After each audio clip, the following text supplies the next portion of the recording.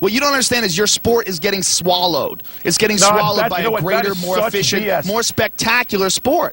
La boxe meurt. Les combats que les fans réclament depuis des années n'arrivent jamais. Les fédérations s'entre-déchirent. 4 ceintures mondiales, des versions intérim, argent, diamant. Les plus gros diffuseurs jettent l'éponge les uns après les autres. Les audiences s'effondrent. Un bordel organisé qui détruit tout. Il ne reste que 2 acteurs majeurs, ESPN et DAZN. Et les plus gros événements ne se négocient plus à Las Vegas ou Londres, mais directement à Riyad. Voilà l'état de la boxe aujourd'hui. Un sport légendaire devenu une caricature. Et c'est à ce moment précis qu'un homme a surgi. Un homme qu'aucun cartel, aucune fédération, aucun diffuseur ne peut intimider, parce qu'il ne dépend pas d'eux, parce qu'il dépend directement d'un trône. Turki Alshek. Il y a 3 ans, personne n'avait entendu ce nom. Aujourd'hui, il est devenu la figure la plus influente de la boxe, et même du MMA. Proche du gouvernement saoudien et de la famille royale, il s'est imposé comme un personnage incontournable, au point que la WBC, l'une des principales fédérations de la boxe, l'a élu Homme de l'année, un titre qui avait déjà été attribué à Nelson Mandela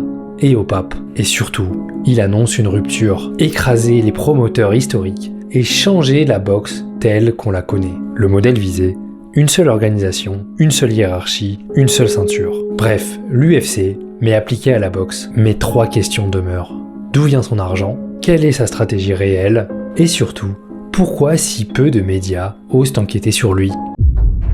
Turki Alshek naît en août 81 à Riyad. Une famille ordinaire, classe moyenne, sauf pour un détail explosif. Leur nom, Alshek, la 2e famille la plus puissante du pays, liée au clergé wahhabite. Ce nom ne garantit pas l'argent, mais il ouvre toutes les portes. Et grâce à lui, Turki obtient un accès rare, la cour royale. Et c'est là que tout commence. 2000. Turki se rapproche d'un adolescent de 4 ans son cadet, Mohammed Ben Salman, le neveu du roi, mais que personne ne voit héritier du trône. Les 2 garçons deviennent inséparables. Ils passent des nuits entières à jouer aux jeux vidéo, à regarder du catch. Turki va même jusqu'à le faire sortir incognito du palais pour explorer Riyad, comme des ados normaux. Un mélange de légèreté et de risque, qui soude une amitié indestructible. Turki décroche son diplôme au King Fahd Security College, une école militaire d'élite. Licence en sciences de la sécurité, certificat en criminologie, en gestion des risques, en management. Mais était-il brillant? شقي جدا شلون يعني شقاوة بأي اتجاه كان ما أجلس وملسون عنادي. Un professeur se souvient de lui comme d'un étudiant banal, plus doué pour faire rire que pour faire ses devoirs. Mais Turki avait autre chose, un talent caché et unique, cultiver la proximité du futur pouvoir. Et après ses études, il grimpe dans l'appareil d'État. À chaque fois, il est promu, placé un peu plus haut, un peu plus proche. Et Turki s'impose comme un homme de confiance, sang-froid, loyauté et respect. Turki est nommé chef de la sécurité de la cour royale, un poste ultra sensible qui le place littéralement aux côtés du roi. Quelques jours après, le roi meurt. Le pouvoir passe à son demi-frère, Salman, 79 ans, déjà atteint de démence. Il désigne alors son neveu, Mohammed Ben Nayef, ou MBN, comme prince héritier. Alors qu'on croit assister à la naissance d'un héritier, un autre homme s'installe, discret, à portée du trône. Et c'est Turki.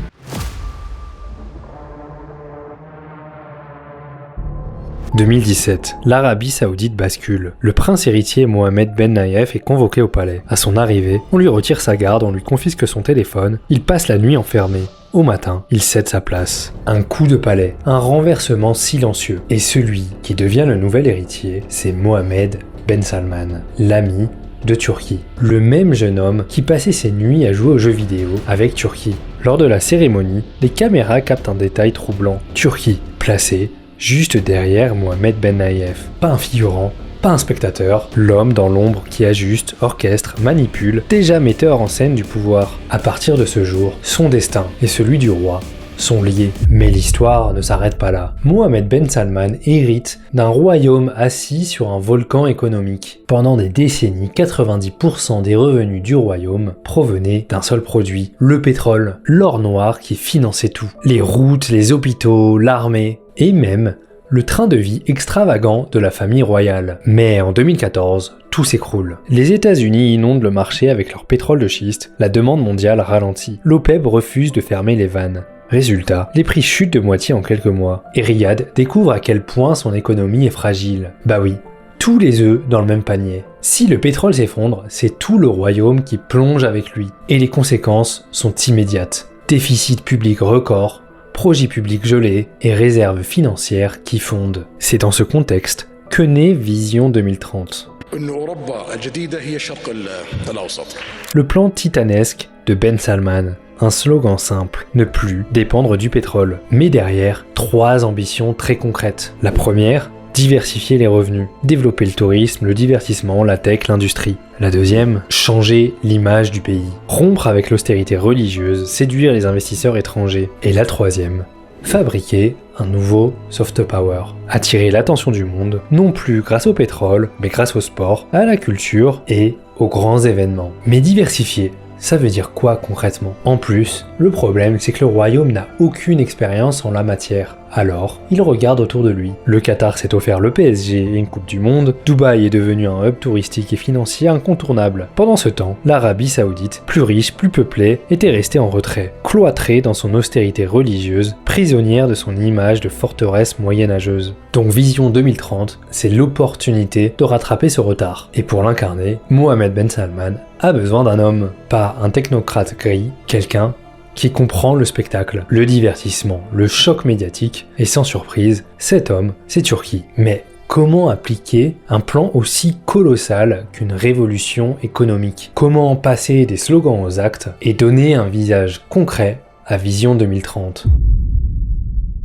Alors, Turki est nommé à la tête de l'autorité générale du divertissement. Officiellement, c'est une agence d'État. En réalité, c'est l'arme culturelle de Vision 2030. Et sa mission, transformer l'Arabie Saoudite en scène mondiale du divertissement, rendre le royaume attirant pour les touristes, les investisseurs et les caméras. Et pour ça, Turki invente un projet délirant, le Riyadh Season. Imaginez si Disneyland, le Hellfest et la Fashion Week se déroulaient en même temps. Voilà Riyadh Season, un festival gigantesque lancé en 2019, qui dure 6 mois d'affilée, d'octobre à mars. Au programme concerts, compétitions sportives, expositions d'art, e-sport et même cinéma. Oui, cinéma. Un détail qui semble banal, sauf qu'en Arabie Saoudite, les salles de cinéma étaient interdites depuis plus de 30 ans. Et c'est Turki, encore, qui a levé cette interdiction. Et il n'a pas fait que rouvrir des salles. Il s'est aussi révélé scénariste. Résultat, The Serio, un film d'horreur produit et écrit par lui. Un navet monumental où la vraie terreur, c'est de devoir le regarder. Mais derrière le kitsch, il y a un vrai basculement. Dubaï et Qatar n'étaient pas moins autoritaires, mais ils avaient compris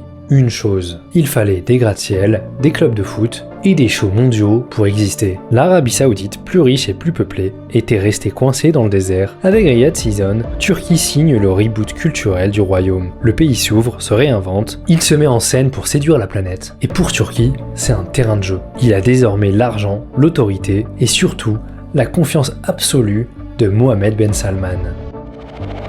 Mais Riyadh Season ne suffisait pas. Turquie voulait et devait tester son modèle ailleurs, dans un univers concret, le sport. En 2019, il rachète l'UD Almeria, un petit club de football andalou qui végète en 2e division, un club sans prestige, coincé dans l'ombre du Real Madrid et du Barça. Un stade vieillot, un palmarès insignifiant, un choix incompréhensible pour beaucoup, sauf pour Turquie. Pour lui, Almeria devient un laboratoire, un terrain d'expérimentation pour appliquer sa méthode, injecter de l'argent, moderniser les infrastructures et exiger des résultats immédiats. À peine arrivé, il lance des travaux de rénovation du stade et du centre d'entraînement. Il y met des millions dans le recrutement et surtout, il vire ses entraîneurs à la chaîne, 5 en 2 saisons. Pas de patience, pas de compromis, juste la performance tout de suite. Résultat, en 2022, Almeria est champion de 2e division et remonte en Liga, pari gagné. C'est revendu en 2025, expérience réussie. Pour ses partisans,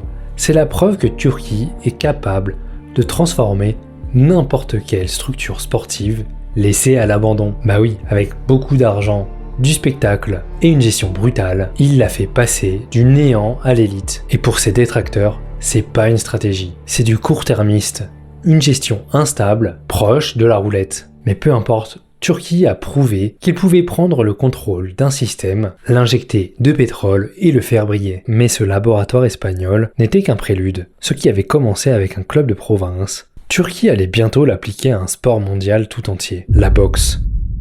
Il fut un temps où la boxe régnait sans partage. Quand Mohamed Ali montait sur le ring, c'était pas seulement un combat. En 1974, son duel contre Foreman à Kinshasa, le fameux Rumble in the Jungle, avait rassemblé des centaines de millions de spectateurs. Puis vint l'ère Mike Tyson. Chaque apparition, chaque KO, c'était un uppercut qui traversait la planète en direct. La boxe n'était pas un sport, c'était une mythologie vivante. Mais ce règne a pris fin, et la boxe est un cas unique dans le sport mondial. C'est la seule discipline majeure, sans championnat, centralisé. 4 fédérations, 4 ceintures et aucun arbitre au-dessus pour imposer l'unification. Un sport où même le mot champion du monde a perdu son sens. Pourquoi ? Parce que chaque champion du monde est protégé par son promoteur, son contrat, son diffuseur, et donc la boxe est devenue un marché de fief, où chacun verrouille sa star. Hier, c'était Don King. Aujourd'hui, c'est Eddie Hearn ou Bob Arum. Leur pouvoir est énorme. Ils choisissent les combats, bloquent les négociations, font traîner les méga affiches pendant des années. Prenons l'exemple le plus célèbre. Mayweather contre Pacquiao. Annoncé comme le combat du siècle, il a mis plus de 5 ans à se concrétiser. Pourquoi ? Parce que promoteurs et chaînes se disputaient les droits et l'argent. Quand le combat a enfin eu lieu en 2015, les deux boxeurs étaient déjà en fin de carrière. Un rendez-vous manqué, une caricature de ce sport incapable de livrer au bon moment ce que ses fans réclament. Mais alors que la boxe s'enlise dans ses querelles, un autre sport a pris le pouvoir, le MMA. Et en réalité, c'est surtout une entreprise, l'UFC. Un seul promoteur, une seule hiérarchie, un seul champion par catégorie. Pas de doublons, pas de ceinture en plastique. Les fans savent qui est numéro 1 et ils le voient affronter le numéro 2, parfois, plusieurs fois par an. Le résultat, c'est que le MMA est devenu le sport de combat de la nouvelle génération. Là où la boxe perdait en crédibilité, l'UFC gagnait en clarté. Alors, qui peut sauver la boxe ? Quel acteur a assez de force pour unifier 4 fédérations, affronter des promoteurs milliardaires et créer une ligue cohérente ? Pour un promoteur classique, c'est impossible. Mais pour un homme avec des ressources illimitées, ce chaos n'est pas un problème. Signer les plus grands noms, créer sa propre hiérarchie, construire l'UFC de la boxe. Et si ça paraît fou, souvenez-vous, Turquie a déjà testé sa méthode. Mais cette fois, ça sera pas un petit club andalou son cobaye.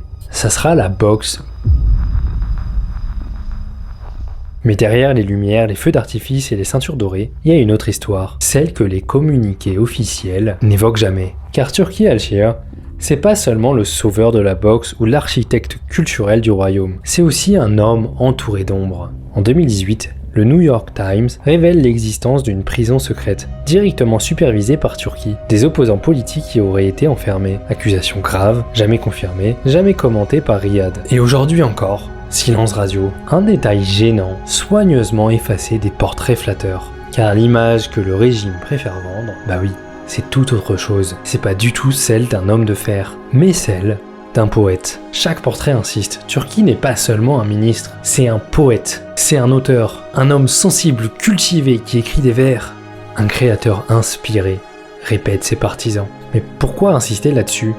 Bah parce que un poète, ça n'effraie personne. Un poète ne dirige pas de prison secrète normalement. Et un poète, ça peut même embellir la brutalité du pouvoir et lui donner une vitrine culturelle. Mais réduire Turki à un simple poète officiel serait naïf. Son rôle dépasse le divertissement intérieur. Il est au cœur d'une guerre de prestige régionale. J'en ai déjà parlé, ses voisins avaient pris de l'avance. Le Qatar avec le PSG et la Coupe du Monde 2022, les Émirats Arabes Unis avec le City Football Group et Dubaï transformé en carte postale géante. Mélange de gratte-ciel, tourisme de luxe et compétition internationale. Et l'Arabie Saoudite, plus riche, plus peuplée, mais figée dans un Moyen-Âge culturel. Alors, sous Mohammed Ben Salman, la stratégie est claire. Écraser ses voisins, faire plus grand, plus cher, plus spectaculaire. Faire du sportswashing, acheter du prestige à coups de stade et de ceinture, noyer les prisons et les exécutions dans les feux d'artifice et réécrire l'histoire d'un royaume fermé en vitrine du futur. Et dans cette bataille d'images, Turki est l'architecte. Son job, c'est de placer Riyad au-dessus de Doha et d'Abu Dhabi. Et pour ça, il a 2 armes fatales. Une puissance financière quasiment sans limite et le feu vert total du prince héritier. Chaque gala de boxe, chaque Riyad Season, chaque combat impossible réalisé devient un missile culturel lancé contre ses rivaux. Mais en réalité, nous, on assiste à une guerre de vanité entre milliardaires du désert.